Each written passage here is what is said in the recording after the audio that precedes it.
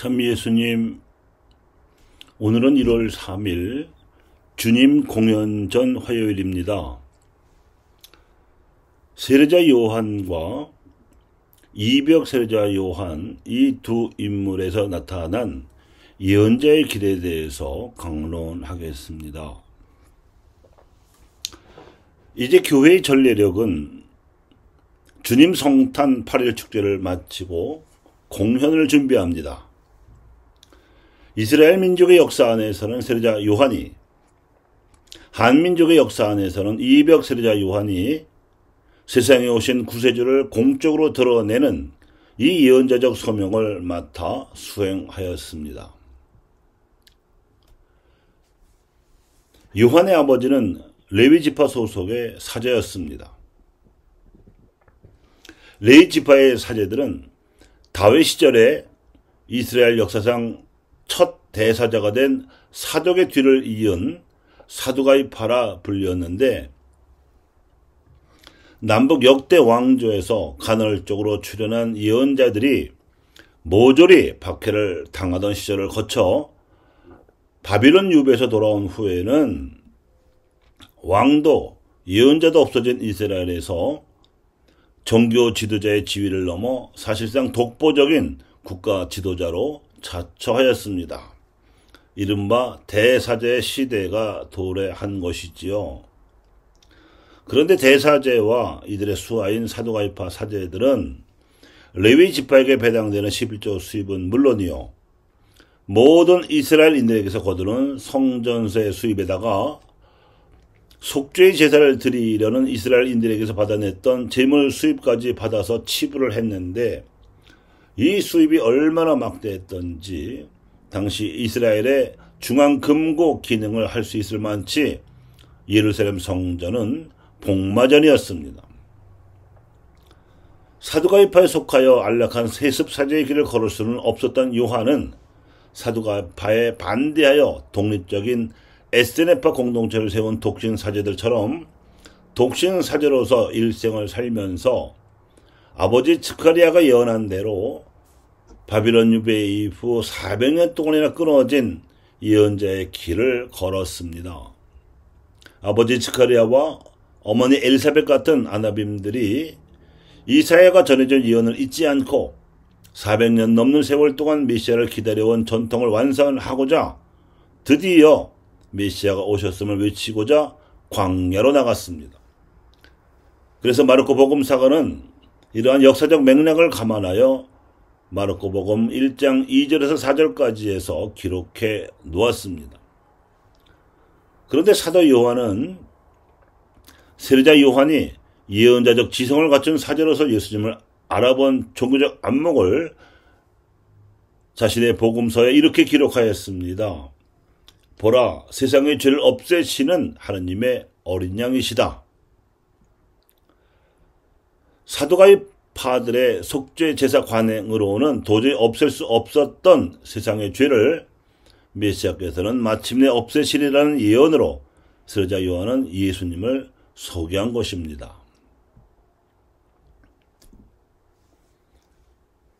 이렇듯 진리와 평화를 실현하시려는 하나님의 섭리는 역사적 맥락에서 준비되고 나타납니다. 세례자 요한이라는 이름으로 세례명을 택한 이벽 역시 이 땅의 복음 진리를 처음 들여오기까지 오묘한 역사적 맥락이 감추어져 있었습니다. 이벽의 5대조인 이 경상은 인조 당시 영의정이었고, 병자 호란의 패배로 세자인 소연을 볼모로 보내했을 때 따라갔던 수행원이었습니다. 북경에 와있던 아담샬 신부는 마테오 리츠의 초청으로 온 독일 선교사였는데, 그가 북경을 방문한 소현세자에게 교리를 가르치고 아마도 세례까지도 주고 나서 귀국길에 교리책과 성모를 무려 5귀짝이나 주자, 이를 조서들어 가지고 들여왔습니다. 그런데 서양 문물의 도입을 두려워한 조정 대신들의 음모로 소현세자가 독살을 당하고 나니 이 경상은 저 서양 서적과 성모를 담은 귀짝을 열어보면 집안이 망할 것이니 절대 열어보지 말라고 유언을 남기고 세상을 떠났지만 그 후 150여 년이 흐르자 오대손 이벽은 천주시리를 비롯한 천주학 서적은 물론이고 서양의 과학 문물 서적들을 남들보다 일찌감치 그것도 마음껏 읽고 보면서 공부할 수 있었습니다. 이벽이 사문난적으로 몰릴 수도 있는 위험성을 서양 선비 마테오 리치의 권위를 빌려 돌파하고 하늘천을 자연의 하늘로만이 아니라 인격적인 하느님으로 해석할 수 있는 발판을 마련할 수 있었던 배경이 이러합니다.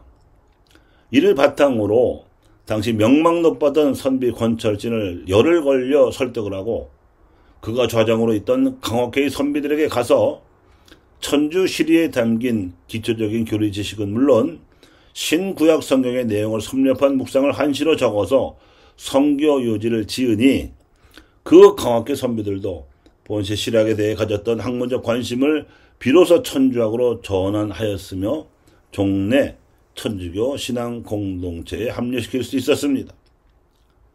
마침내 그 일원이었던 이승원을 북경에 보내서 세례를 받게 하고 그로부터 다시 세례를 받아 정식 신앙 공동체를 형성했으니 이것이 한국 교회의 시작이었습니다.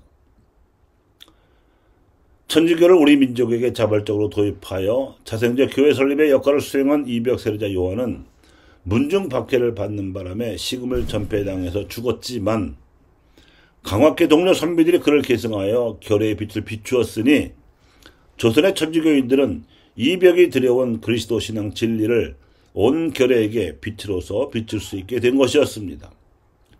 요컨대 아시아 대륙의 서쪽 끝과 동쪽 끝에서 시대를 달리하여 예수 공연을 준비한 이 두 예언자 덕분에 비로소 진리의 빛이 우리 민족에게 비춰질 수 있었다고 할 수 있습니다.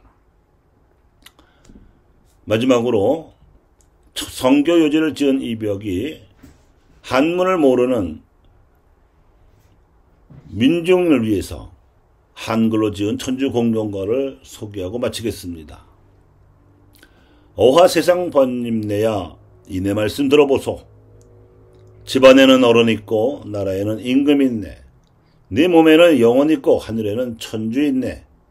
부모에게 효도하고 임금에는 충성하네. 삼강 오륜 지켜가자 천주 공경 으뜸일세. 이 내 몸은 죽어져도 영혼 남아 무궁하리. 일륜 도덕 천주 공경 영혼 불멸 모르면은 살아서는 목석이요 죽어서는 지옥이라. 천주 있다 알고서도 불사 공경하지 마소. 알고서도 아니하면 죄만 점점 쌓인다네. 죄짓고서 두려운 자 천주 없다 시비 마소. 아비 없는 자식 보았나 양지 없는 음지 있나. 임금 용안 못 보았다 나라 백성 아니런가. 천당 지옥 가보았나 세상 사람 시비 마소. 있는 천당 모르는 선비 천당 없다 어이아노. 시비 마소 천주 공경 믿어보고 깨달으면 영원 무궁 영광일세. 아멘.